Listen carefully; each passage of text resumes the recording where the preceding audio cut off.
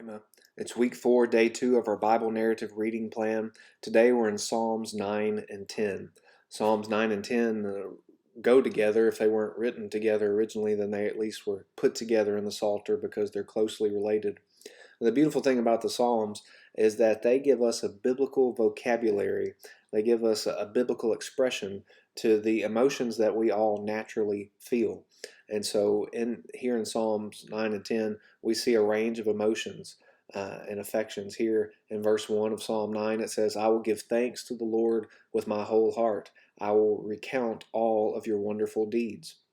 And the psalmist David goes through that. He recounts God's victory over his enemies. He talks about how the Lord is a stronghold for the oppressed, a stronghold in times of trouble. He sings praises to the Lord. He encourages Zion to sing praises to God.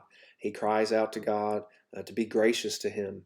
And so this psalm seems to be a victorious David thanking God for his goodness and for his victory and singing God's praises.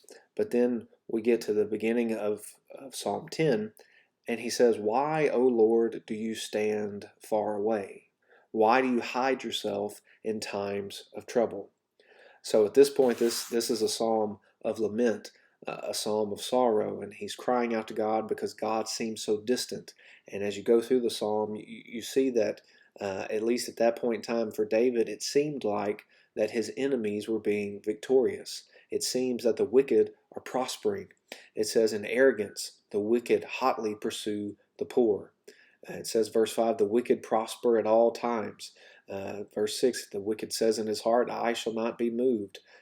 Verse 8, he sits in ambush in the villages. In hiding places, he murders the innocent. His eyes stealthily watch for the helpless. All of these terrible things are going on, and it goes into even greater detail.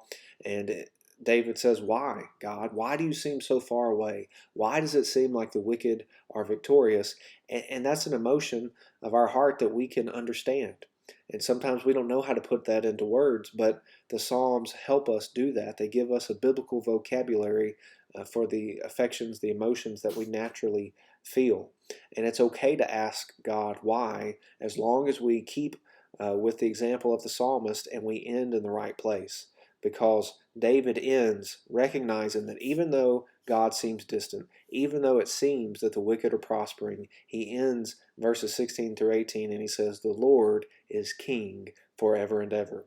The nations perish from his land. O Lord, you hear the desire of the afflicted.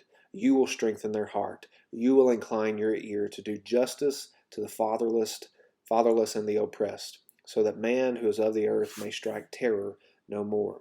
Even on our darkest days, even when it seems like God is not near, the Psalms remind us that it's okay to express that to God, but also to remind us how to move from that sorrow into rejoicing because God truly is King and He will one day judge every ounce of wickedness. One day our King will return and He will make all things new and He will set all things right. This is a summary of today's reading.